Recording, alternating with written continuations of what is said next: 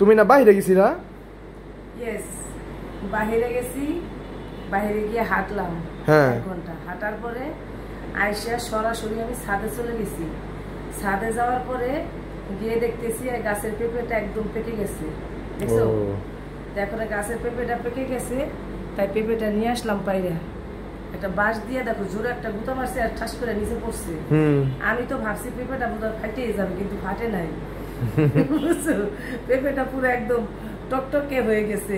আর একদিন থাকলে মনে করে যে নরম হয়ে গেছে, আর একদিন থাকলে পাখিতে খেয়ে ফেলবে। এটা কেটা পরে খাবো নি?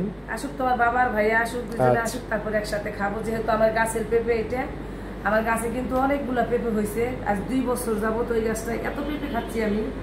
তো ওই যে কদিন যায় আর একটা করে পাকে, কদিন যায় আর একটা করে পাকে।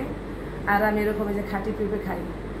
অনেক তোমার কাছে কেমন লাগতেছে পেঁপেটা? দেখো তো সুন্দর। আর পেঁপেটা পড়ছে কিভাবে দেখো, মনে হয় আমি ছিঁড়ে আনছি, আসলে কিন্তু আমি ছিঁড়ে নি। আমি অত উঁচাই মানে পাই না তো, কিন্তু এটা ঠাস করে নিচে পড়ছে। এই